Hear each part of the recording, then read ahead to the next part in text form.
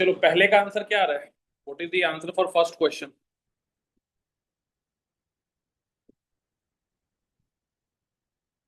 Sir C. सबका C आ गया, ये वाला पहला क्वेश्चन का? जी यस। सर। तो इसमें कुछ खास करना नहीं था। अगर आप क्वेश्चन पढ़ेंगे तो लिखा हुआ है इन्वर्जन केन शुगर का हो रहा है, और हाफ लाइफ 50 मिनट है जब पीएच 5 है, और कंसंट्रेशन ऑफ शुगर कुछ भी हो उससे कोई फर्क नहीं पड़ता है। पीएच 6 पे हाफ लाइफ 500 मिनट हो जाता है, और यहाँ पे भी शुगर का कंसंट्रेशन पे कोई फर्क नहीं पड़ रहा है। तो इतना तो श्योर है कि शुगर के रिस्पेक्ट में आपका जो रेट है, वो रेट क्या है? सॉरी, जो ऑर्डर ऑफ द रिएक्शन है वो 1 है। रेट लॉ एक्सप्रेशन पूछा है, तो हम लोग को पता है कि टी हाफ जो होगा, अगर हम लोग सिर्फ शुगर के रिस्पेक्ट में लिखें तो क्या लिख देंगे कि इट इज एल एन के बाई के ऑब्जर्व। और के ऑब्जर्व में आपका के इंटू आपका एच प्लस का कॉन्सेंट्रेशन रहेगा। ठीक है, यहाँ पे पावर में कुछ भी रह सकता है फिलहाल, तो मान लेते हैं एक्स है। तो अब जाहिर सा बात है कि जब पीएच 5 से 6 जा रहा है, तो जो एच प्लस का कॉन्सेंट्रेशन है वो 10 टू दी पावर 5 से आपका चेंज हो रहा है 10 टू दी पावर -6 में। मतलब ये 10 टाइम्स हम लोग कह सकते हैं कि क्या है, डिक्रीज है। और 10 टाइम डिक्रीज हो रहा है, इसका मतलब जो है, अगर हम हाफ लाइफ को देखें तो हाफ लाइफ 50 मिनट से 500 मिनट में जा रहा है। मतलब यहाँ पे 10 टाइम्स इंक्रीज हो रहा है। ठीक है, तो आपका जाहिर सा बात है कि टी हाफ अगर के ऑब्जर्व्ड के इनवर्सली प्रोपोर्शनल है, तो के ऑब्जर्व्ड में एच का पावर जो हो वो 1 होना चाहिए। ठीक है, तभी ये चीज पॉसिबल होगा। इसलिए इसका आंसर स्ट्रेट फॉरवर्ड आ जाएगा, क्या? सी। तो आई थिंक मैक्सिमम लोग का ये सही है। फिर अगर हम लोग बात करते हैं at a constant temperature the delta S will be maximum for which of the following process. Very easy question, क्या आंसर होगा इसका?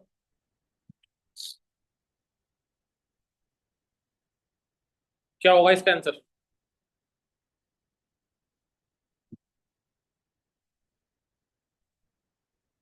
नहीं आया क्या? सॉल्वेंट, प्योर सॉल्वेंट का जब वेपोराइजेशन होगा तो वहां सबसे, आप कह सकते हैं कि ज्यादा वेपर्स बनेंगे। ठीक है, क्योंकि उसके अंदर कोई भी नॉन वोलाटाइल सल्यूट एडेड नहीं है। तो बी और सी तो ऐसे ही कट गया, और डी में बोल रहा है सेम इन ऑल केसेस। तो इसका आंसर स्ट्रेट फॉरवर्ड क्या हो जाएगा? जितना ज्यादा वेपर्स बनेगा, more the vapour will be formed, more will be the what entropy change. Yes और नो? तो टू का आंसर क्या आ जाएगा? ए आ जाएगा। क्लियर है बात सबको? Yes, this question is clear to everyone. B और सी में से ज्यादा किसका होगा? बी का होगा सॉल्यूशन ना? कंटेनिंग नॉन इलेक्ट्रोलिटिक, और एक है इलेक्ट्रोलिटिक। इलेक्ट्रोलिटिक में वही है कि आई का वैल्यू बढ़ जाएगा, नंबर ऑफ पार्टिकल बढ़ जाएगा, रिलेटिव लोअरिंग बढ़ जाएगा। तो रिलेटिव लोअरिंग के वजह से क्या होगा? बी में ज्यादा होगा वेपर प्रेशर, एंट्रोपी भी ज्यादा होगा, वेपर प्रेशर भी ज्यादा होगा। कैसा? ठीक है, चलिए आगे बढ़ते हैं हम लोग। इसका क्या आंसर आ रहा है क्वेश्चन नंबर 3 का? क्या बी। निकालना है? Salt 100 degree. Boiling point, determine the boiling point of the mixture. तो इसमें क्या है कि थोड़ा सा आपको ग्राफ दिया गया है, ग्राफ का यूटिलाइजेशन आपको करना पड़ेगा। तो इसमें क्या है कि सबसे पहले तो हम लोग अगर मोल फ्रैक्शन निकाल लें, मान लो बेंजीन को हम लोग ए मान लेते हैं, और क्लोरोबेंजीन को हम लोग बी मान लेते हैं। ए का मोल फ्रैक्शन कितना है और बी का मोल फ्रैक्शन कितना है, जल्दी से बताइए अगर आप लोग निकाल लिए हैं तो। 2/, टू कितना? बाई थ्री और 1/3। 2/3। बेंजीन का 2/3। बेंजीन 2/3, ये 1/3 है ना। अब बॉइलिंग पॉइंट पे जो भी आपका एक्सटर्नल प्रेशर होगा, ठीक है, उसके बराबर हो जाएगा वेपर प्रेशर। तो मान लो हम एक टेम्परेचर ऐसे ही रैंडमली पकड़ लेते हैं, क्योंकि यहाँ पे 90, 100, 110, 120 दिया है, तो मान लो कि एक 100 पे चेक कर लेते हैं। चेक करके ही पता चलेगा यहाँ पे। तो 100 डिग्री सेल्सियस पे क्लोरोबेंजीन का वेपर प्रेशर कितना है? प्योर क्लोरोबेंजीन का 300 है। तो पी नॉट बी जो है वो 300 है। और पी नॉट ए जो है, अगर हम लोग देख पा रहे हैं 100 डिग्री पे, तो 100 डिग्री पे ये 13। आपका 1350 है।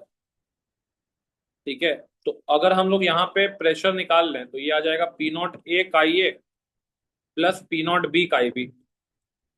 तो कहने का मतलब यहाँ पे आ जाएगा 1350 इंटू 2/3 प्लस आपका पी नॉट बी हो गया 300 और ये आ गया 1/3। तो यहां से अगर देख पा रहे हैं हम लोग तो पहले वाला टर्म कितना हो गया जी, 3 4 12 यानी 450 और 2 यानी 900 और इधर से आ गया 100। तो ये आ गया 1000 और हमारा 1000 ही एक्स्टर्नल है। तो ऐसे ही रैंडमली 100 पे चेक किए क्योंकि आप लोग 100 बोल रहे थे, तो आंसर भी आपका 100 पे ही। आप देख सकते हैं कि जो सोल्यूशन का वेपर प्रेशर है that becomes equal to what, the external pressure. तो जिस पॉइंट पे ये हो जाएगा वही बॉइलिंग पॉइंट हो जाएगा मिक्सचर का। So the answer of this question will be B. Is that clear to everyone? Yes sir. इसका क्या आंसर आ रहा है क्वेश्चन नंबर 4 का? सर ए। ए। ए आएगा ए। ना? सही लगता है आप लोग आंसर, मुझे लग रहा है कि आप लोगों का सबका, किसी का डाउट है 4 में? Any doubt in question number 4? सबका बन गया है? बोला है for a first order reaction A B से सी बना रहा है, all the reactant and product molecules are in gaseous state. If the initial pressure of the reactant molecule is 100 millimeter and after 30 minutes the total pressure of the mixture containing molecules of three gases A, B, C is 140, then find the time interval at which the initial pressure will be reduced। यानी half life आपको निकालने बोला है एक तरह से। ठीक है, तो यहाँ पे कुछ नहीं करना है, सिंपल क्वेश्चन है ये। ए से आपका बी प्लस सी बन रहा होगा, तो मान लेते हैं हम लोग कि आपका इनिशियली तो इसका 100 था, ये 0 0 लेके चलते हैं, बाद में ये 100 माइनस एक्स पकड़ लो, ये एक्स पकड़ लो, ये भी क्या पकड़ लो, एक्स पकड़ लो। तो 100 प्लस एक्स जो दिया हुआ है 30 मिनट के बाद वो 140 दिया है, तो एक्स का वैल्यू कितना आ गया 40। यानी इस पॉइंट पे ए का जो प्रेशर होगा आफ्टर 30 मिनट्स ये आ जाएगा 100 माइनस 40 मतलब 60। तो यहां से आपको सबसे पहले रेट कांस्टेंट निकाल लेना है। तो रेट कांस्टेंट के लिए आपको डेटा दिया हुआ है 2.303 बाय टाइम 30 और लॉग हो जाएगा ए नॉट, पी नॉट कितना हो जा रहा है 100 और ये आ जा रहा है 60।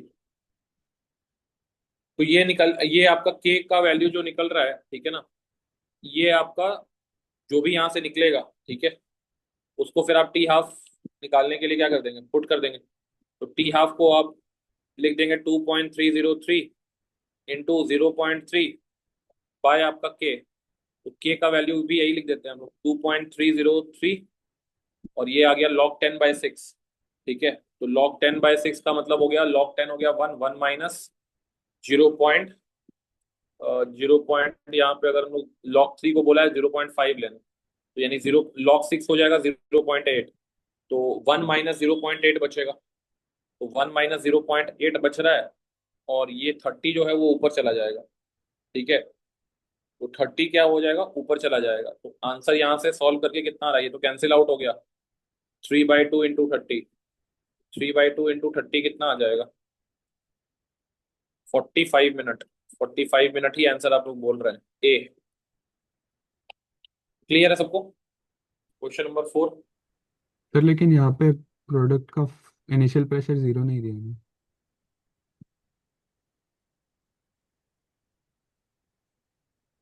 लिख तो रहा है कि initial pressure of the reactant, initial pressure of the reactant लिख दिया, मतलब वही है कि जो भी इनिशियल प्रेशर है that is only because of reactant. Okay sir. लिख दिया है initial pressure of the reactant molecule, मतलब T इक्वल टू 0 पे सिर्फ रिएक्टेंट मॉलिक्यूल का प्रेशर 100 mm है, मतलब वहां पे कोई प्रोडक्ट नहीं बना है। क्लियर है बात? Yes sir. चलो ठीक है यार, आगे बढ़ते हैं हम लोग। Let's move to the next question. I think this is done. इसके बाद हमारा मल्टीपल करेक्ट शुरू हो जाता है। Which of the following is or are correct for an ideal binary solution of two volatile miscible liquid, benzene and toluene? क्या answer निकालें इसका आप लोग 23 का? A B C. A B C. It's vapour is always richer in the more volatile component. सही बात है, vapour में तो ज्यादा वोलाटाइल कॉम्पोनेंट का मोल फ्रैक्शन ज्यादा होगा। The liquid will gradually become richer in the less volatile component if such a mixture is boiled. सही बात है, डिस्टिलेशन में जो लिक्विड रहेगा उसमें आपका लेस वोलाटाइल कंपोनेंट का मोल फ्रैक्शन क्या होगा, ज्यादा होगा। The PT of the solution will be the sum of the vapour pressure of the two pure components, the sum of the vapour pressure of the two pure components. I think देखो PT जो होगा ना किसी भी point पे, वो pure component का सम नहीं होगा, वो किसका सम होगा, P A plus P B. And this is not equal to what, P naught A plus P naught B. ठीक है, यहाँ प्योर कंपोनेंट्स लिखा हुआ है तो इसलिए ये आंसर नहीं होगा। The boiling point of the solution will be less than the boiling point of the two components. तो boiling point of the solution will be what, यहाँ पे इन बिटवीन रहेगा ना, ए एंड बी के इन बिटवीन रहेगा। तो इसमें बोल रहा है कि less than the boiling point of the two components, नहीं, यहाँ पे जो बॉइलिंग पॉइंट रहेगा, ठीक है, वो एक से ज्यादा रहेगा और दूसरे से क्या रहेगा, कम रहेगा। तो इसका आंसर खाली क्या आएगा, ए एंड बी। क्लियर है सबको? सर आप सी पार्ट दोबारा बता सकते हैं? पॉइंट नंबर, सी वाला पार्ट। पीटी का मतलब वही है ना कि पी नॉट ए तो तब होगा जब mole fraction, P naught A plus P naught B कैसे हो सकता है यार, पी नॉट ए जब अगर आप बोल रहे हैं तो मतलब उसका मोल फ्रैक्शन जब ए का वन है तब पी नॉट ए का कंट्रीब्यूशन आएगा ना। तो ये पीए और पीबी को ये नहीं बोलना चाह रहे कि जो कंपोनेंट्स का प्रेशर है वही तो हम पीए नहीं, और वो कहाँ पीबी बोल रहा बोलते है, वो हैं। Vapour pressure of the two pure components बोल रहा है, sum of the vapour pressure of two pure components. मतलब ये बोल रहा है कि पीटी का वैल्यू जो होगा वो P naught A plus P naught B होगा, तो ये तो गलत है साफ साफ। ठीक है। Sum of the vapour pressure of two pure components बोल रहा है, P naught A P naught B, P A plus P B अलग चीज है, P naught A plus P naught B अलग चीज है। क्लियर है सबको ये क्वेश्चन?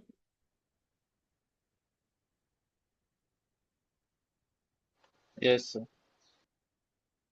चलिए, इसके बाद बोल रहा है the diagram given below represents boiling point composition diagram of the, boiling point और कंपोजिशन डायग्राम दिया है सोल्यूशन ऑफ कंपोनेंट्स। ठीक है यार, क्या लग रहा है इसमें, इनकरेक्ट पूछा है among the following.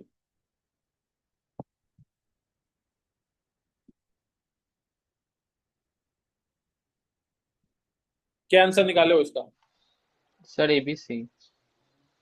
A B and C, any other answer? Yes.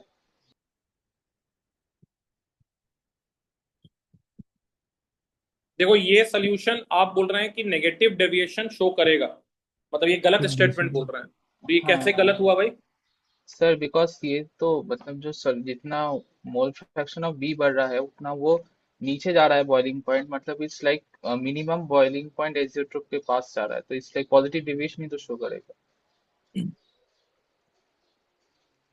सही बात है, ये यहाँ पे अगर हम लोग वेपर का लाइन बनाते हैं ऐसा बनता है कि नहीं, तो ये बेसिकली क्या फॉर्म कर रहा है, मिनिमम बॉइलिंग एजियोट्रोप फॉर्म कर रहा है ना, it is forming what, minimum boiling azeotrope.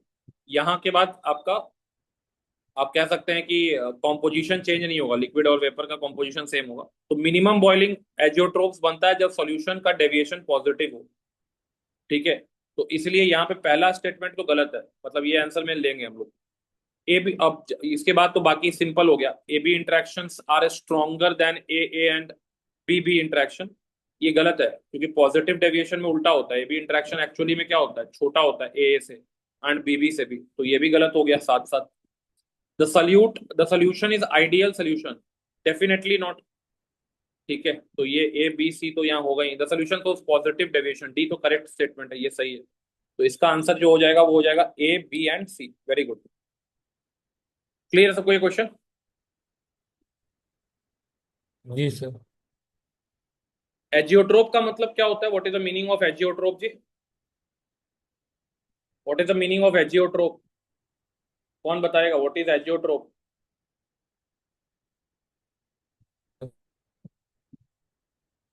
Yes, Jishnudeep, what is azeotrope?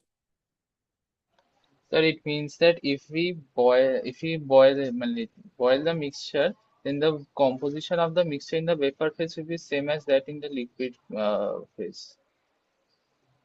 अच्छा, और कोई सिंपल डेफिनेशन कोई बताएगा एजियोट्रोप का? Ideal constant boiling. Solution. Constant boiling mixture, ऐसा मिक्सचर जो एक कांस्टेंट बॉइल पे ये कर जाए।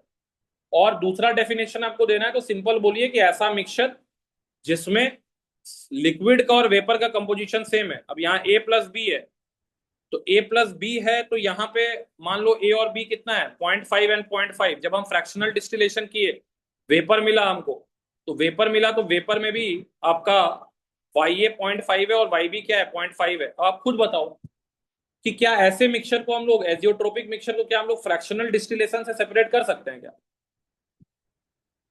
नहीं कर सकते हैं। So azeotropic mixtures are basically constant boiling mixtures in which the composition is same in liquid as well as vapor phase. ठीक है, तो this is a clear cut definition. And the solution, NCERT में एक line बड़ा प्यारा लिख देता है, the solution which shows large positive deviation and which shows large negative deviation forms what, azeotrope। जिसमें कि large positive deviation हो रहा है तो minimum boiling azeotrope बनता है, और large आपका नेगेटिव डेविएशन अगर हो रहा है तो आपका वहां पे क्या बन जाता है, वहां पे आपके पास मैक्सिमम बॉइलिंग एजियोट्रोप्स आ जाता है। क्लियर है बात सबको ये चीज? जी सर। तो 2 का आंसर हमारा रेडी है, ABC। चलिए, तो vapour pressure of ideal solution of benzene and toluene is 550 torr at 80 degree Celsius, then what would be the correct statement about same solution at 100 degree Celsius? क्या answer देंगे इसका? Question number 3. Anyone have solved this question? Sir A B. A, B. चलो देख लेते हैं। Vapour pressure of ideal solution of benzene और toluene 550 torr दिया हुआ है 80 डिग्री सेल्सियस पे। ठीक है, अच्छा,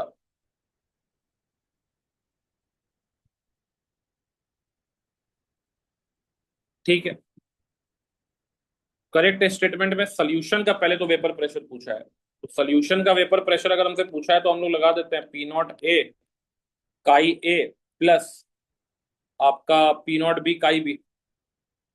तो P नॉट बी काई बी यहाँ पे लग देते हैं। अब देखते हैं क्या क्या हम लोग को दिया हुआ है, लेकिन ये पूछा है same be the correct statement of the solution at 100 degree Celsius. तो 100 डिग्री सेल्सियस पे अगर देखोगे यार, तो 100 डिग्री पे टॉलुइन का आपको वेपर प्रेशर मालूम है कितना है, 500 है ना जी, और इसका कितना है, 800 है शायद, है कि नहीं? 100 पे बेंजीन का वेपर प्रेशर कितना है? 800। दिख तो 800 रहा है। अच्छा, ये टॉलुइन है ना, तो ये टॉलुइन है और ये बेंजीन है।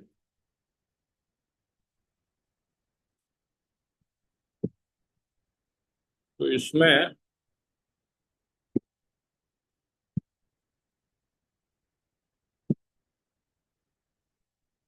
अस्सी पे हम लोग को दिया हुआ है ना, 80 पे दिया हुआ है। 80 पे अगर हम लोग देखें तो 80 पे ये 400 है टॉलुइन, और बेंजीन कितना है, 600 है। ठीक है, तो 80 पे आपका मोल फ्रैक्शन के बारे में कोई जानकारी नहीं है, लेकिन इसका वेपर प्रेशर दिया हुआ है 550। ठीक है, तो एक बार 80 पे चलते हैं। 80 पे हमारे पास 550 है वेपर प्रेशर, और मान लेते हैं हम लोग कि जो आपका टॉलुइन है और बेंजीन है, बेंजीन का मोल फ्रैक्शन हम लोग मान लेते हैं काई बी, तो 600 इंटू काई बी आ जाएगा, और इसका आ जाएगा 400 इंटू काई ए, तो 1 माइनस काई बी इसको लिख देते हैं, ताकि हमको काई बी एक बार पता चल जाए कि काई बी कितना आ रहा है। तो यहां से अगर हम लोग निकालें तो 550 और 400 हो गया, ये 150 हो गया, और इधर आ गया 600 माइनस 400, तो ये आ गया 200। तो काई बी का वैल्यू आ गया 15/20, 5 3 15 5 4, यानी 3/4 आ रहा है। 0.75 आ रहा है बेंजीन का, और आपका टॉलुइन का आ जाएगा 0.25। ये आ रहा है 80 डिग्री सेल्सियस पे। ठीक है, अब हम लोग अगर 100 डिग्री सेल्सियस पे पहुंचते हैं, ठीक है, तो 100 डिग्री सेल्सियस पे आपका क्या चेंजेस आएगा जी? 100 डिग्री सेल्सियस पे आपका मोल फ्रैक्शन क्या होगा? सेम रहेगा या चेंज कर जाएगा? एक्स से एक्स भी तो हम सेम ही कंसिडर करेंगे। उन्होंने कहा है कि about the same solution at 100 degree Celsius question में। हाँ, ये लाइन तो लिखा हुआ है कि सेम सोल्यूशन है। तो अगर सेम सोल्यूशन अगर हम 100 डिग्री पे कंसिडर कर रहे हैं, ठीक है, लेकिन देखो यहाँ पे क्या है ना, अगर भले 100 डिग्री पे आपका मोल फ्रैक्शन, क्योंकि सेम सोल्यूशन लिखा है, तो 100 डिग्री पे आपका मोल फ्रैक्शन चेंज नहीं करेगा इनिशियली, लेकिन इक्विलिब्रियम जब रीच करेगा तो वो चेंज कर जाएगा, ठीक है ना। तो खैर हम लोग को वेपर प्रेशर बोला, तो एक बार चेक कर लेते हैं। तो 1/4 और 100 पे ये कितना हो जाएगा? ए का आपका हो जाएगा कितना, 500। तो 1/4 इंटू 500 हो गया, और 3/4 इंटू कितना हो जाएगा, 3/4 इंटू 800 हो गया। तो ये आ जाएगा 200, 300, 600, और ये आ गया 125, यानी 725। ठीक है, 725 आ जा रहा है वेपर प्रेशर, ठीक है। इनिशियली वही रहेगा, बट चेंज होगा इक्विलिब्रियम, ऐसा नहीं चेंज नहीं होगा। अब अगर हम लोग बात करें at 725 pressure at 90 degree Celsius, no vapour form at 725 torr pressure at 90 degree Celsius, यानी 90 डिग्री सेल्सियस पे अगर वेपर प्रेशर कितना है जी, 725 है, तो लिख रहा है कि कोई वेपर नहीं बनेगा। इस स्टेटमेंट का क्या मतलब हुआ यार? What is the meaning of this statement? तो वेपर बनने के लिए लाइक बॉइलिंग कहता है उसके बराबर होना चाहिए। तो फिर अभी यहाँ पे 725 तो 100 पे आ रहा है, और हाँ, 550 80 पे आ रहा है, तो तो बीच में तो वो नहीं करेगा ना बीच वेपर में मतलब एक्स। 90 पे तो 725 से कम रहेगा ही, है ना। हाँ हाँ, तो उससे कम होता तो कर जाता वेपर एक्स, सात मतलब सौ मैं तो इसलिए मार्क पच्चीस किया था। आ रहा है 100 पे, और 90 पे आएगा 550, और 725 के बीच में। तो यहाँ पे नो वेपर फॉर्म, ठीक है, एट 90 डिग्री सेल्सियस। तो ये बात अगर हम लोग देखें, तो ये बात यहाँ पे हमको समझ में आ रहा है कि यहाँ पे जो प्रेशर है, ये 550 से लेके कहाँ तक रहेगा, 725 तक रहेगा, ठीक है। और पाँच पाँच 725 पे तो खाली लिक्विड स्टेट एग्जिस्ट कर रहा है, ऐसा हम लोग मान रहा है, ठीक है। तो सीधा सा बात है कि 725 पे आपका नो वेपर फॉर्म्स, ये सही है, ये भी सही है। कंपोजिशन ऑफ वेपर कितना होगा जी, ये निकल जाएगा 100 डिग्री सेल्सियस पे कंपोजिशन ऑफ वेपर। ये निकालना तो खैर आपके बाएं हाथ का खेल होना चाहिए। आप क्या लिख देंगे, वाई ए का फॉर्मूला आप लोग पढ़े होंगे ना जी, क्या पढ़े, पी नॉट ए का ये by what, total pressure, yes और नो। तो पी नॉट ए कितना है, पी नॉट ए आपका, हम लोग किसको माने हैं, ए माने बेंजीन को कि टोलुइन को? ए किसको माना है जी, बेंजीन को माने टोलुइन को माना है? ए टॉलुइन को माना था फिर। ए टोलुइन को माने है ना। तो टोलुइन का आपका पी नॉट ए कितना हो गया, 100 डिग्री पे 500 हो गया। 500 इंटू 1/4 कर दो, और इसको डिवाइड कर देंगे कितना, 725 से। तो ये कितना आ जाएगा, ये तो कट के 125 आ गया। तो 125/725 आ रहा है वाई ए। तो ये किसी भी एंगल से तो 2/11 के बराबर नहीं है कि नहीं? ये लगभग लगभग कितना आ जाएगा, 25/5, 125 होता है, उसको 3 बाई काटेंगे तो 29। कितना, 5/29 ना। अच्छा हाँ सॉरी। 5/29। और दूसरा 24/29। हाँ, और दूसरा आएगा वाई बी आएगा 24/29। तो ये तो नहीं आएगा। In reality composition of liquid remain same at equilibrium condition at any temperature, नहीं बिल्कुल नहीं। कंपोजिशन तो इक्विलिब्रियम में मैं बोल ही रहा हूँ कि चेंज हो जाएगा, ठीक है। तो इसका आंसर जो आपका आएगा, तुम क्या बोली थी, ए बी ही बोली थी ना जी,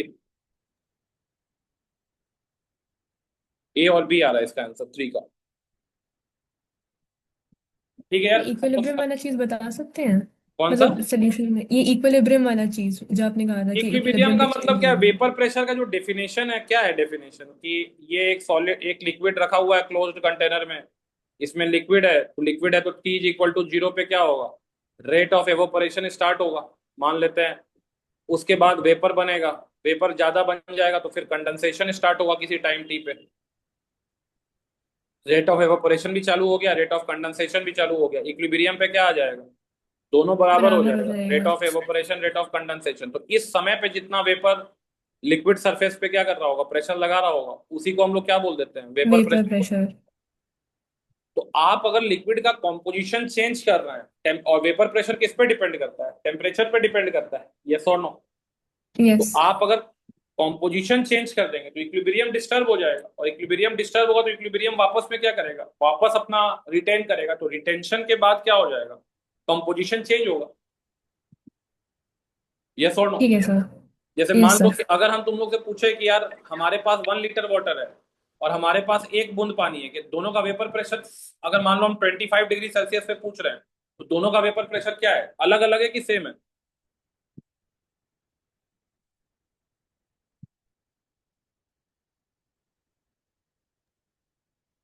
ये तो बहुत इजी क्वेश्चन है। Is the vapour pressure of 1 drop of water and 1 litre of water is same और डिफरेंट? सेम। सेम है यार, इतना क्या सोचना है, वेपर प्रेशर सेम ही है, तभी तो इनका बॉइलिंग पॉइंट भी सेम ही होगा। इंटेंसिव प्रॉपर्टी है वेपर प्रेशर।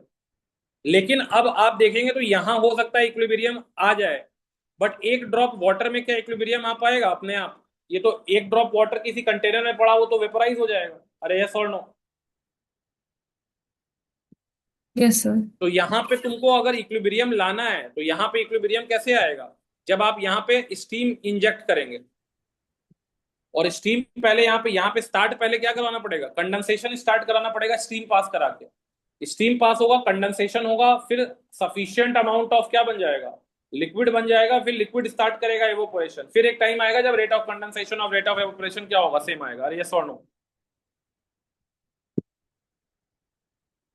तो दोनों का इक्विलिब्रियम क्या है, दोनों का इक्विलिब्रियम में कंपोजिशन क्या है, अलग अलग है, यस और नो। तो यही मतलब होता है। इसके बाद हम लोग अगले क्वेश्चन पे चलते हैं यार। In an optically active compound A decomposed through given parallel first order kinetics, initial moles of AH2, initial moles of AH2 K1 K2 दिया हुआ है। if only minus 90 degree respective, अच्छा, if only A, B and D are optically active compounds, A, B, D active, optically active है, and their angle of rotation per mole are 60, 30 and minus 90, then which of the following is or are correct? कोई बनाया है इस question को? Sir ABC आ रहा था।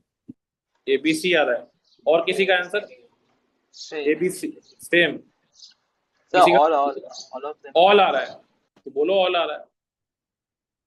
ठीक है, ऑल ही आना चाहिए मेरे हिसाब से भी। देख लेते हैं। तो अगर इस क्वेश्चन को अगर हम लोग सॉल्व करना स्टार्ट करें,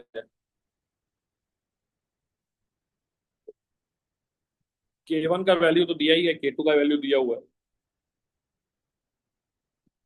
दोनों फर्स्ट ऑर्डर ही है ना।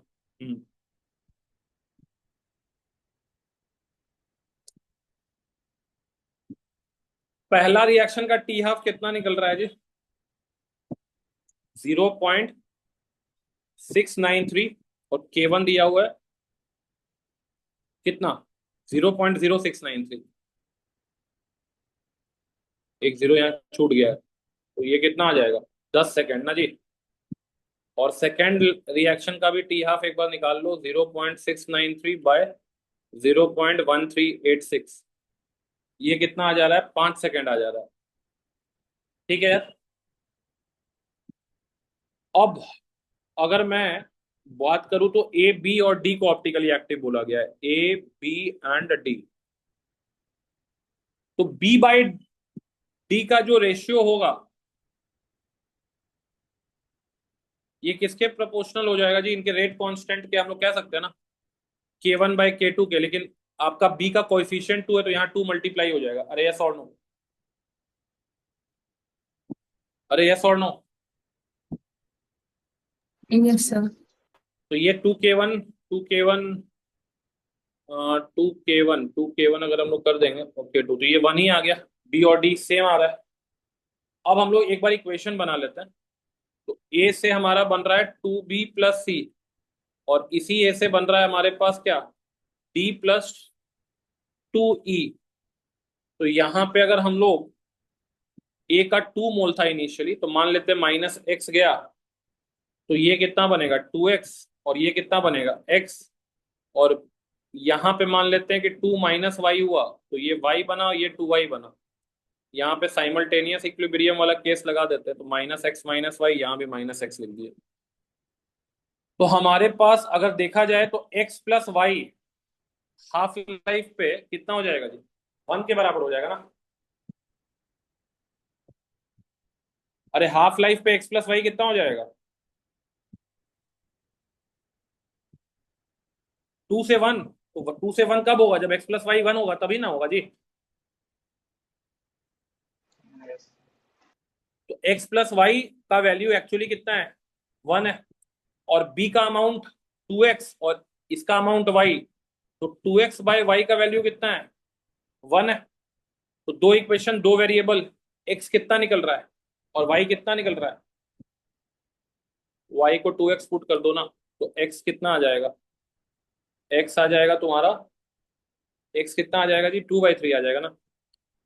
और y कितना आ जाएगा, 1/3 आ जाएगा। y देखो अच्छा उल्टा लिख दिए, x आ जाएगा 1/3 और y कितना आ जाएगा, 2/3 आ जाएगा। ठीक है, तो ये आपका, मैंने हाफ लाइफ जो था उस पे अगर हम लोग बात करें, overall overall half life a का कितना है वो पूछा है हम लोग से। Total angle of rotation after half, मतलब अगर ये हाफ लाइफ होता है तो कितना होगा। Mixture is laevorotatory after 75% decomposition of A and percentage of C formed in the product is 11 point. अब जो है आप सब कुछ चेक करिए। तो एंगल ऑफ, यहाँ पे अगर हम ओवरऑल हाफ लाइफ की बात करें यार, तो ओवरऑल हाफ लाइफ यहाँ पे क्या हो जाएगा, what is the overall half life. तो ओवरऑल हाफ लाइफ को हम लोग कह सकते हैं T1 T2, क्योंकि 1/K1 + K2 होगा ना जी। अरे यस और नो। तो ओवरऑल हाफ लाइफ क्या हो जाएगा, T1 T2/T1 + T2। तो यहां से आपका वैल्यू कितना आ जाएगा, T1 कितना निकाले थे हम लोग, 10 5 50, और नीचे आ गया कितना, 10 और 5 15, तो 5 10 5 3। तो ओवरऑल हाफ लाइफ तो सही आ रहा है, मतलब एक स्टेटमेंट हम लोग का सही आ गया है कि ओवरऑल हाफ लाइफ जो होगा वो 10/3 सेकेंड होगा। अब 10/3 सेकेंड पे आप एंगल ऑफ रोटेशन निकालिए। तो angle of rotation after 10/3 second, तो इसको थीटा मान लो। तो थीटा को क्या करेंगे हम लोग, जिसका जितना जितना मोल है उतना उतना कंट्रीब्यूशन रहेगा। तो ए कितना बचा है हाफ लाइफ पे, 1, तो 1 × थीटा ए कर दो। और बी कितना बना है, 2/3 है ना बी, 2x, हाँ। तो 2/3 × थीटा बी कर दो। और सी कितना बना है, सी बोल रहे हैं, डी कितना बना है 1/3, तो 1/3 × थीटा डी हो जाएगा ना। अच्छा ए बी डी ही बोला है ना जी, एक मिनट रुको, ए बी एंड डी, तो 1/3 थीटा डी। सही है जी। तो 1/3 क्यों, 2/3 नहीं होगा डी। अच्छा y का वैल्यू 2/3 है ना, सॉरी, y का वैल्यू 2/3 है और x का वैल्यू 1/3, तो हाँ ठीक है, 2/3 ही होगा, ये 2/3 होगा। चलो ठीक है, तो यहां से थीटा निकाल लेते हैं। थीटा ए कितना दिया हुआ है, 60 पर मोल के हिसाब से 60 दिया हुआ है। ठीक है, तो ये 60 हो गया, 2/3। थीटा बी कितना दिया हुआ है, 30, तो ये 30 कर लो। और थीटा डी हो गया -90, हाँ तो ये कट गया,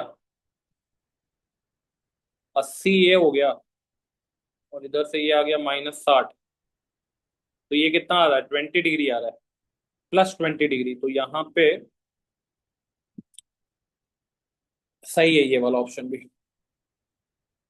20 डिग्री। और 75% जब कंप्लीशन होगा तो आपका, जाहिर सा बात है कि आपका वहां पे पूछा है कि मिक्सचर क्या लीवो रोटेटरी हो जाएगा, मतलब उसका ओवरऑल एंगल ऑफ रोटेशन क्या नेगेटिव हो जाएगा।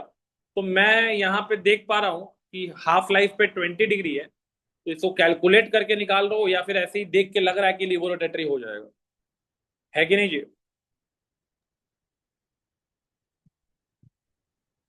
अरे लीवो रोटेटरी हो जाएगा या नहीं हो जाएगा ये? Yes sir. इसको कैलकुलेट करके भी निकाल सकते हैं, कोई बहुत बड़ा चीज नहीं है, ठीक है। लेकिन कैलकुलेट करना ही पड़ेगा क्योंकि परसेंटेज ऑफ सी, अच्छा सी का वो तो खैर अलग है, ये तो खैर सही लग रहा है। सी का परसेंटेज निकालने के लिए आपको क्या करना है, सी का परसेंटेज अगर हमको निकालना है तो परसेंटेज ऑफ सी क्या हो जाएगा, सी बाय, ठीक है, C plus D plus B plus E into 100। तो ये निकाल लीजिए आप, सी कितना बन रहा है जी हमारे इक्वेशन में, एक्स, एक्स और सी प्लस डी कितना है, एक्स, ये हो गया 2x, बी कितना है, बी हो गया, अच्छा x plus 2x plus Y कर लो एक, और ई कितना है हमारे पास 2y, ठीक है, इंटू 100। तो ये भी तो आ ही रहा है जी, है कि नहीं? इसको भी करोगे तो 11.11 तो आ ही रहा है ये, बोलो जल्दी। तो इसका आंसर जो होगा एक्चुअली चारों हो जाएगा, A B C and D. समझ में आया सबको?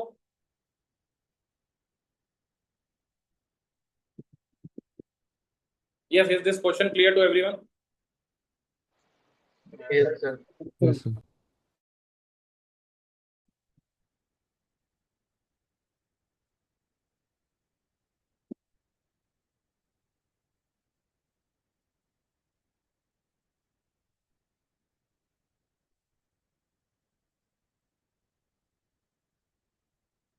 चलो आगे बढ़ते हैं, क्वेश्चन नंबर 5 पे चलते हैं हम लोग। क्या आंसर किए हो यार 5 का? आए सर ऑल करेक्ट। 5 में भी ऑल करेक्ट। और किसी का आंसर 5 में?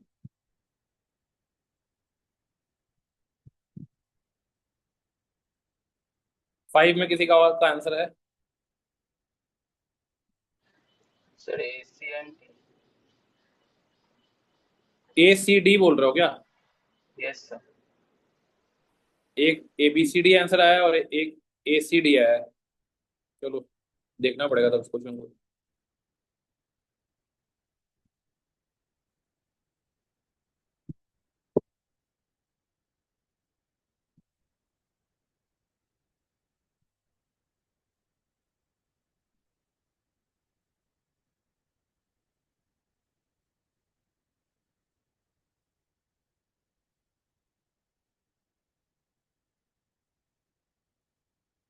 चलो ठीक है, 2A giving 3B 4C D. Above reaction is taken place in a closed container of volume 1 liter. Initial number of moles of A was 10, which becomes 0.625 after 120 minutes. 10, 5, 2.5, 1.25, 0.625, ठीक है। If dissociation of A follow first order kinetics, select the correct statement. ठीक है, तो यहाँ पे अगर हम लोग यहाँ पे देखें तो इतना तो समझ में आ रहा है कि 120 मिनट क्या है जी, 4 हाफ लाइफ है ना।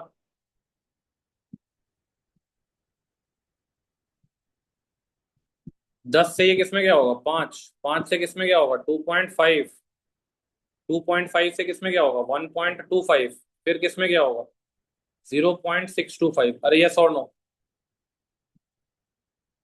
तो यहाँ पे अगर आप देखेंगे तो ये आपका आ गया फर्स्ट हाफ लाइफ, ये आ गया सेकेंड हाफ लाइफ, ये आ गया थर्ड हाफ लाइफ, और ये आ गया फोर्थ हाफ लाइफ, ठीक है।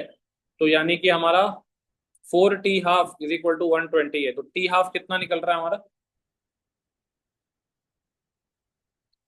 30 मिनट आ रहा है। अरे यस और नो? खैर, अब हम लोग से जो पूछा है वो उस पे जाते हैं। एक तो पूछा है रेट कांस्टेंट निकालो, 30 मिनट के बाद बी का मोल निकालो, सी का मोल 60 मिनट के बाद निकालो, और after long time total moles निकालो, ठीक है।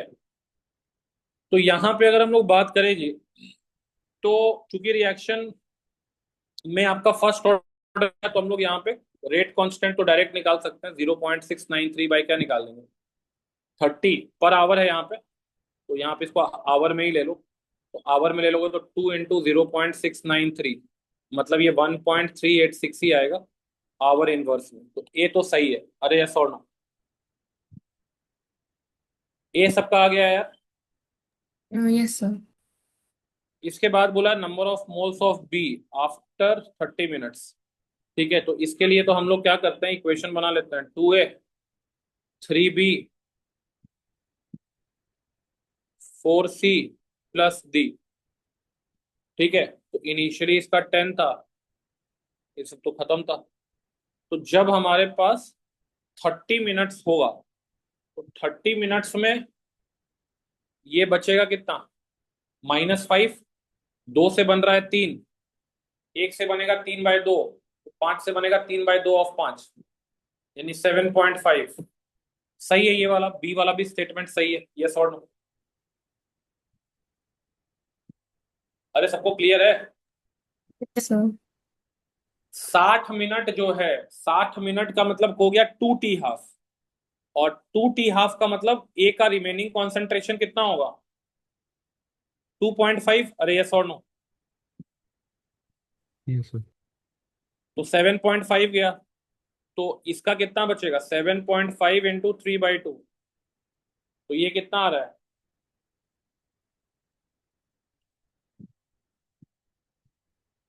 सर हमें सी फाइंड करना है।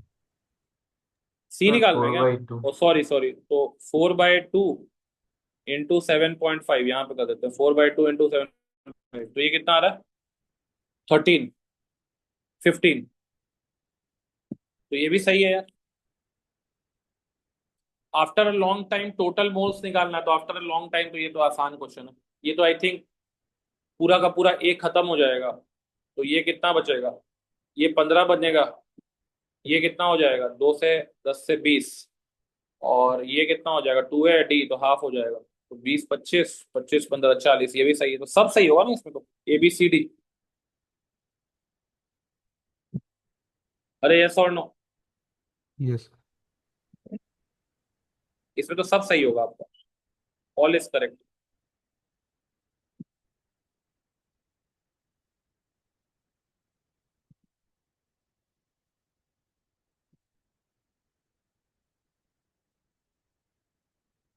अच्छा अच्छा ठीक है, इसमें देखो कल जो हम लोग ये गलती कर रहे थे, आज भी वो गलती हो ही गया हम लोग से, बट अच्छी बात है एग्जाम में नहीं होगा। Rate constant of the reaction पूछा है जी, and rate of the reaction फिर से क्या लिखेंगे हम लोग, समझ रहे हो बात को,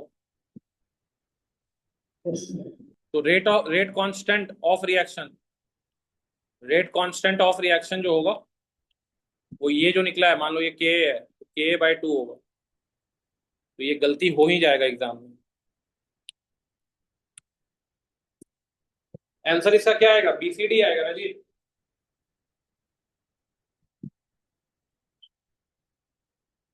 समझ में आया सबको बात,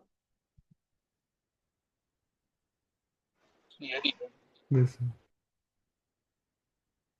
चलो ठीक है, ये तो आसान क्वेश्चन है। रेडियल वेव फंक्शन किस पर डिपेंड करता है, प्रिंसिपल n और n पे, ये सही है। बी का क्या आंसर होगा, बी सही है कि नहीं देखो जल्दी से, ये तो आसान है, सब पढ़े हो गए। 2 का मतलब क्या है यहाँ पे, ये किसको रिप्रेजेंट कर रहा है, n को रिप्रेजेंट कर रहा है ना जी, R2,0, ये किसका ग्राफ है, 2s का ग्राफ है कि नहीं, तो ये सही है। साई 2s का ग्राफ बनाया किसके साथ, R के साथ, 2s में एक नोड होगा तो एक बार कट कर रहा है। इसके बाद अगर आते हैं तो ये साई स्क्वायर 2s का ग्राफ है, ठीक है, तो जो नेगेटिव वाला पार्ट है वो पॉजिटिव में रिफ्लेक्ट हो जाएगा, तो ये भी सही है। और ये प्लॉट ऑफ 4πr², ठीक है, against R from 2s electron is this, node एक ही होना चाहिए, हाँ सही है, क्योंकि R² का टर्म अब डायरेक्टली मल्टीप्लाई हो गया, तो ये ग्राफ फिर 0 से स्टार्ट होगा, ये लॉजिक आपको आपके टीचर ने पढ़ाया होगा I think, Schrödinger wave equation. तो सर जो पिछले वाला क्वेश्चन है उसमें अगर हम हाफ लाइफ से के निकालें तो हाफ उससे लाइफ तो से, हाफ लाइफ जो भी चीज तुमने की हो वो DA/dt इज इक्वल टू पे की हो। तुम जो नहीं सर। डेरिवेशन हाँ करती हो वो किस पे करती हो भाई, इस पे करती हो। Every derivation is on A to product. वहां पे तुम स्टोइचोमेट्रिक कोएफिशिएंट कितना रखती हो, 1 रखती हो, यहाँ 2 है। ओके ठीक है वहां सर। पे रेट ऑफ रिएक्शन जो था वो सेम है, यहाँ जैसे इसमें डिराइव की तो रेट ऑफ रिएक्शन तुम्हारा सेम बैठ रहा है, तो यहाँ पे K is equal to K है। लेकिन जब ये 2 और 3 करोगे तो रेट ऑफ रिएक्शन तो आपका 1/n DA/dt होगा ना। कल भी ये चीज बताए थे कि ठीक द है सर। Derivation that we have done is with respect to stoichiometric coefficient 1। Clear है सबको ये चीज? Yes. Okay, any other doubt? ये स्क्रोडिंगर सबको क्लियर है 6 का?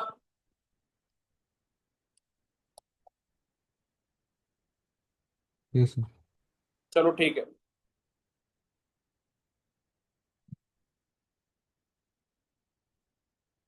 आगे बढ़ते हैं यार हम लोग। इंटीजर टाइप में लास्ट से स्टार्ट करते हैं, जनरली लास्ट के क्वेश्चन पूछते हैं। 8 से स्टार्ट करते हैं। 8 का क्या आंसर आ रहा है? What is the answer for question number 8?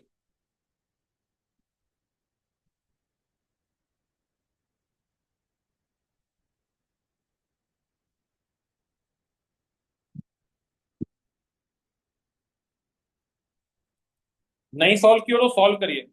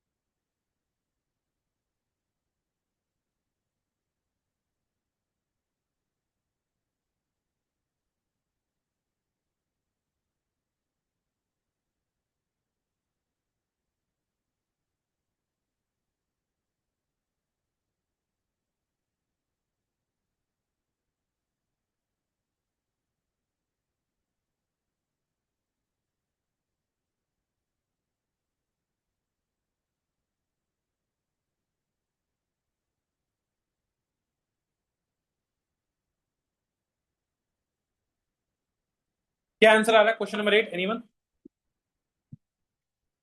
बोल रहा है 0.01 moles of sulphuryl chloride is taken in a sealed tube and heated to 400 kelvin.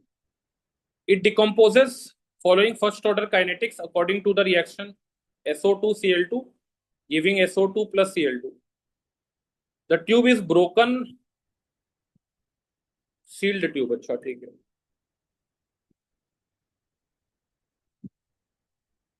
The tube is broken after 4 hours and gas passed through a 25 ml of an acidified 1 normal iodine solution where all SO2 is oxidized to sulfate. Fine. The resulting solution required 10 ml of 1 molar HIFO what is the half life in hours. बहुत अच्छा question है ये, इसमें mole concept titration along with chemical kinetics को mix कर दिया है। ठीक है, तो एक चीज तो हम लोग को सबसे पहले यहां से सोचना है कि क्वेश्चन में लास्ट में हमको हाइपो दिया गया है, ठीक है ना। जो रिजल्टिंग सोल्यूशन है it requires 10 ml of 1 molar hypo और iodine solution where all the isotope oxidized. तो रिएक्शन अगर हम लोग थोड़ा सा समझने का कोशिश करें तो रिएक्शन क्या हुआ है कि I2 आयोडीन सोल्यूशन लिए होंगे, वो किससे रिएक्ट किया होगा, SO2 के साथ, और SO2 को ऑक्सीडाइज कर दिया गया होगा सल्फेट में, और खुद ये चला गया होगा किस में, I माइनस में। अरे यस और नो।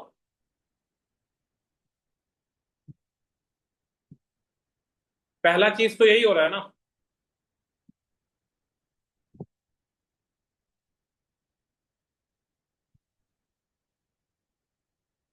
पहला चीज तो यही हो रहा है, बोलिए।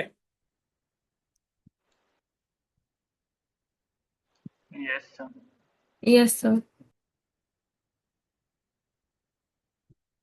Resulting solution required 10 ml of,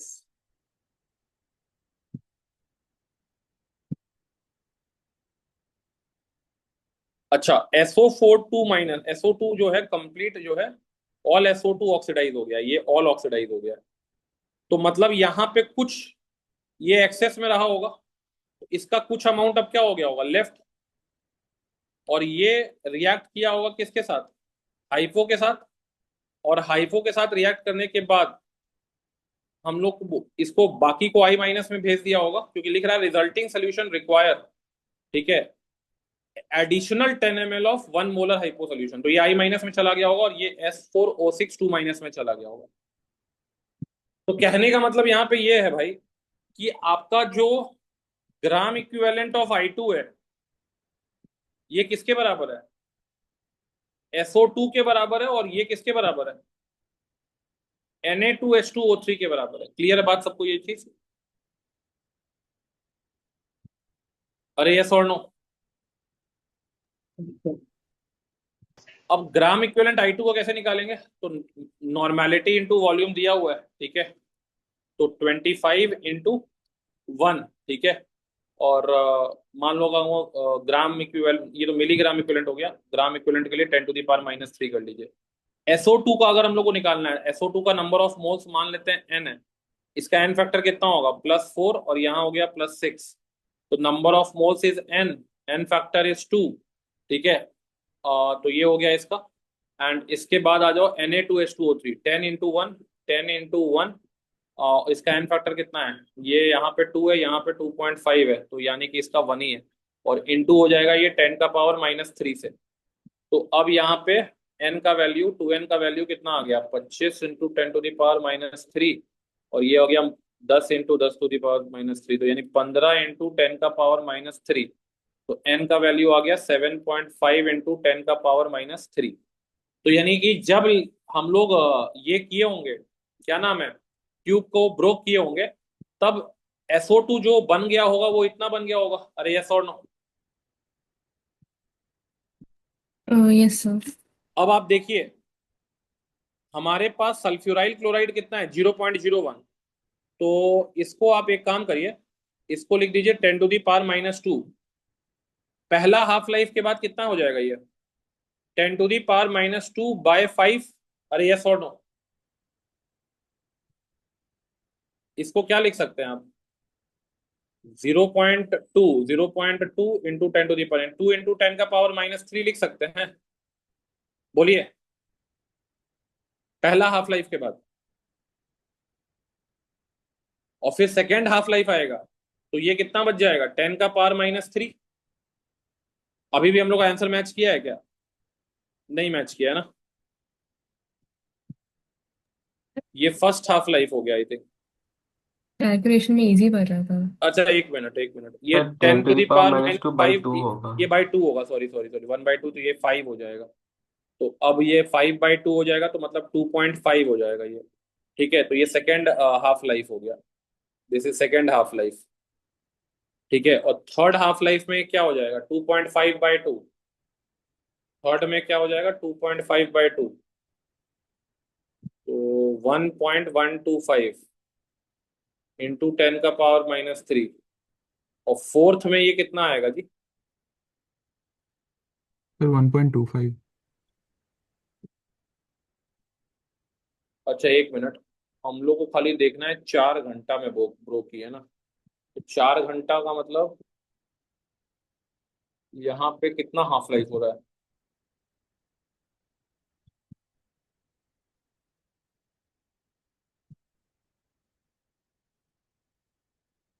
क्या बोल रहे हो तुम लोग यार, कुछ बोल रहे थे, बोल दो।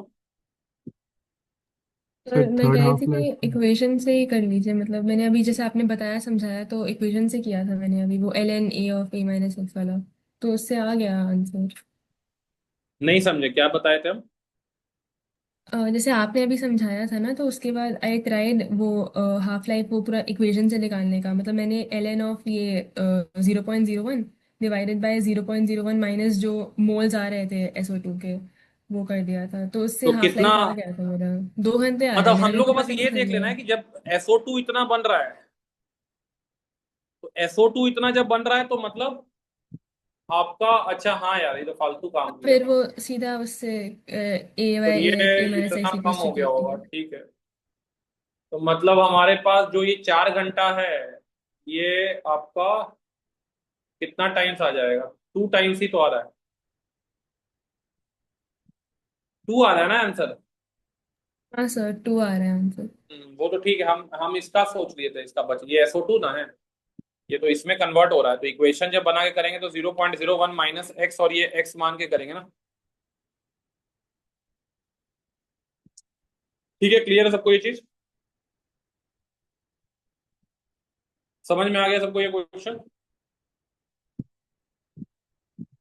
अरे ये क्वेश्चन क्लियर है सबको? सर 7 का जब आंसर, हमने ओरिजिनली बोला था कि लाइक गैस हम पास कराएंगे आयोडीन सोल्यूशन से, तो Cl2 के साथ कुछ क्यों नहीं हुआ? आयोडीन जो होता है, यहाँ पे अगर हम लोग बात करें तो Cl2 का, आप यहाँ पे जैसे बात कर रहे हैं कि हमको, ऐसा नहीं है कि I2 जो है Cl2 को भी रिड्यूस करेगा Cl माइनस में, लेकिन हमको Cl2 का लेके काम करना ही नहीं है, ठीक है? क्योंकि Cl2 और I2 का मतलब यहाँ पे कुछ लिखा हुआ नहीं है, जब तक लिखा हुआ नहीं है तब तक आप उसको मत मानिए, क्योंकि I2 भी रिड्यूसिंग एजेंट है और Cl2 भी रिड्यूसिंग एजेंट है। क्लोरीन वाटर, ब्रोमीन वाटर सब पढ़ती है वो ऑर्गेनिक में, ये सब जी क्या है, जी। रिड्यूसिंग एजेंट है। इसलिए इतना भी नहीं है कि नॉर्मल कंडीशन में I2 Cl2 को क्या कर दे, रिड्यूस कर दे, क्योंकि दोनों ही रिड्यूसिंग एजेंट है। अरे यस और नो? यस सर, और वो जो हाइपो है उसका वो भी नहीं कर सकता? हाइपो, हाइपो ऑक्सीडाइज करेगा ना, ऑक्सीडाइजिंग एजेंट है हाइपो, सॉरी रिड्यूसिंग एजेंट है। तो ये बेसिकली I2 को जो रिजल्टिंग सोल्यूशन रिक्वायर, यहाँ पे जो मतलब दिया तो क्लोरीन को लेकर कुछ भी नहीं है, तो आपको बात यही है कि क्लोरीन को फिर अब करना है, तो क्लोरीन का आप देखेंगे Cl माइनस में जाने का जो टेंडेंसी है, उससे लाख गुना ज्यादा टेंडेंसी किसका है, I2 का है। अच्छा, मेरे को ठीक है, लगा रिजल्टिंग सोल्यूशन मतलब Cl जो बचा हुआ है उसका बात कर रहे हैं नहीं हम। नहीं नहीं, रिजल्टिंग का मतलब कि यहाँ पे सारा बात जो कर रहा है ना, वो सारा बात कर रहा है आयोडीन को लेकर। ये बैक ठीक है टाइट्रेशन सर। का क्वेश्चन है एक तरह से, अगर हाँ आप जी देख हाँ पा रहे जी हैं, तो हाँ ये जी। एक्सेस में लिया हुआ है, उसका जो बचा उसको फिर किससे ट्रीट कर रहा है, दूसरे के साथ। हाँ जी। ठीक है ठीक सर। है, क्लोरीन के बारे में कुछ लिखा नहीं है, इसलिए क्लोरीन को कुछ दिए नहीं है, क्लोरीन को वैसा भी माइल्ड ही है, माइल्डेस्ट भी आप कह सकते हैं, तो इसीलिए जब तक लिखा नहीं है तो उसको कुछ छेड़ने का जरूरत नहीं है। चलिए ओके ठीक सर। है, क्वेश्चन नंबर 7 में क्या आ रहा है? 4। 7 तो इजी है, सबका 4 आ गया है, ये बताने का जरूरत है, एटॉमिक स्ट्रक्चर का भी सवाल। किसी का डाउट है पूछ लो यार, जिष्णुदीप हो गया ये? यस फोड़ा है ठीक है, 6 का बताओ जिष्णुदीप, कितना आंसर आ रहा है? आंसर। हाफ से वन वन वन हाफ या 1? One one one. ये भी आसान क्वेश्चन है, किसी का कोई डाउट है तो पूछ लो। यहाँ पे आंसर 1 ही आएगा, क्योंकि जब फाइनली तुम निकालोगे तो लैम्डा क्या आएगा, H = 3 m k t आएगा, तो मतलब lambda is directly proportional to m का पावर माइनस हाफ आएगा और t का भी पावर क्या आएगा, माइनस हाफ आएगा। यस और नो?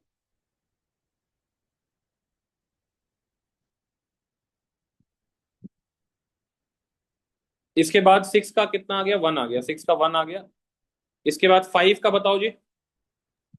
2। तुम्हारा क्या ये वाला नहीं बना था क्या, 6 नहीं बना था क्या मनस्वी? नहीं सर, मैं 5 का आंसर बता रही थी।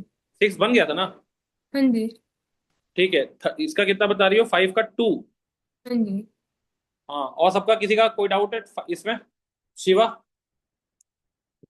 No sir. इसमें भी सिंपल है, टी हाफ का आपको काम करना है। टी हाफ का क्या करना है, वही 1/p0 का पावर n, यही करके आप कर लीजिए, t1/t2 कर लीजिए, वहां से आंसर आ जाएगा। ठीक है, तो 2 इज द राइट आंसर। इसके बाद 4 का आंसर कितना आ रहा है? सर 4। 4 का आंसर 4 है। और यस। किसी का डाउट? सर मेरा डाउट है, प्लीज बता दीजिए। 4 में डाउट है, ठीक है। और किसी का आंसर? चलिए, लिखा है very small amount of non volatile solute, non associative non dissociative, मतलब आई का वैल्यू खत्म, is dissolved in 100 centimeter cube of solvent at room temperature. Vapor pressure of this solution is 98.7, while that of pure solvent is 100 mm of Hg. If the freezing temperature, एक minute, vapor pressure of is 98, so while that of pure solvent is 100. If the freezing temperature of this solution is इतना lower, अच्छा इतना lower than that of pure solvent, what is the value of cryoscopic constant of the solvent? Round off your answer to the nearest whole number.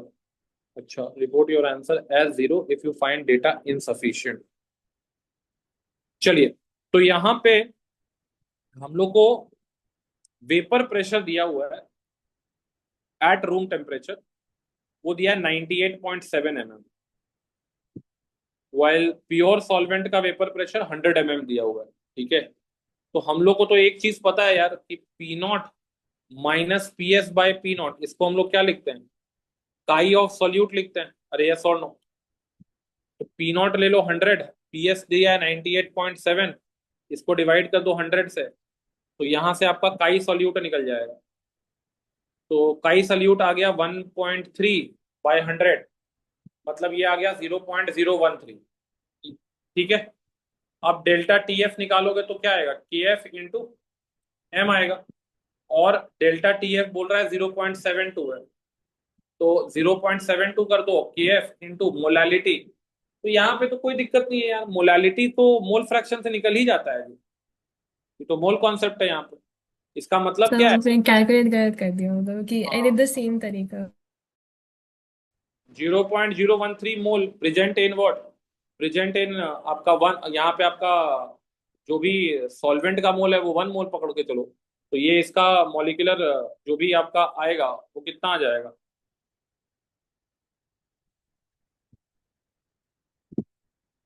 ठीक है, तो निकल ही जाएगा, तो कुछ है नहीं इसमें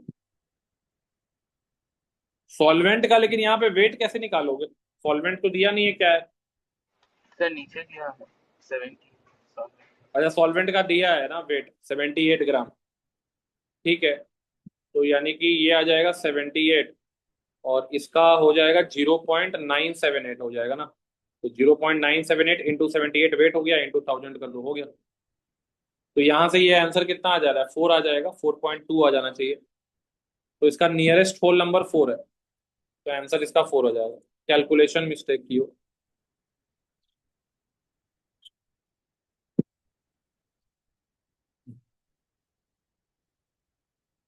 चलो जी, पहला और दूसरा का बताओ, पहला का पहले बता दो।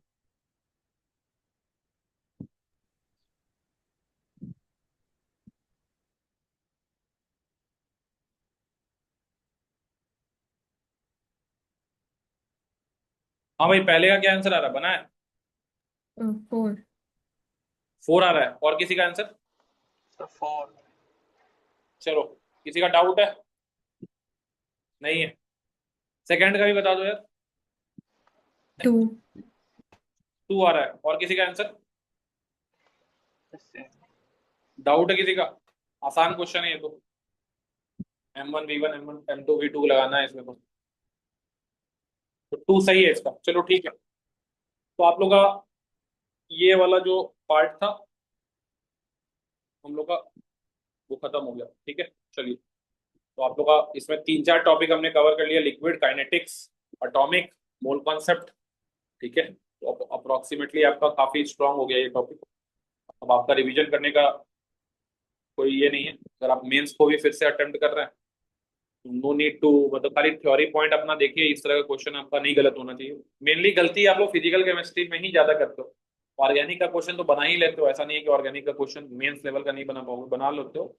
मेंस किसका, कौन कौन दोबारा मेंस नहीं दे रहा है, कोई ऐसा भी है? सबको ही दे रहा है, चलो ठीक है। चलिए ठीक है, हम आपको नेक्स्ट क्लास का टॉपिक बता देंगे। ठीक है, कौन कौन सा टॉपिक बचा है? I think we have covered most of the topic individual basis पे। Still you require any special की सर इस पे प्रैक्टिस करना है तो you can tell us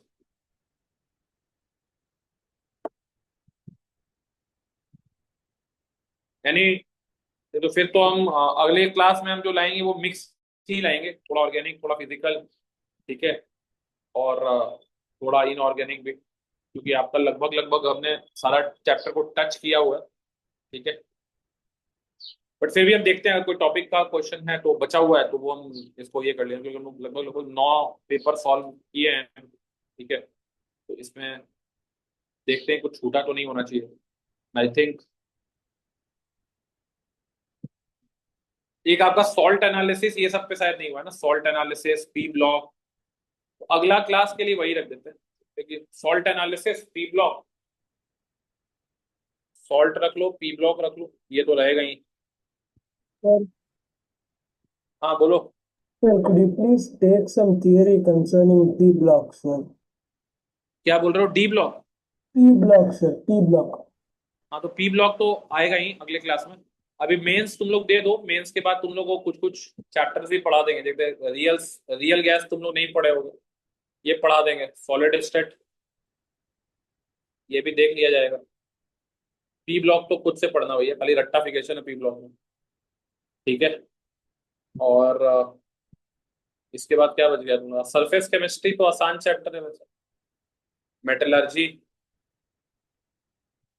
mains के लिए आपको बहुत सारे टॉपिक्स आपने छोड़े हुए हैं जो कि आपको एडवांस के लिए पढ़ने हैं। ठीक है, तो I will try to cover most of the parts. पहले आप लोग मेंस वाला पार्ट को ही थोड़ा और ब्रश अप कर लो, ज्यादा अच्छा है।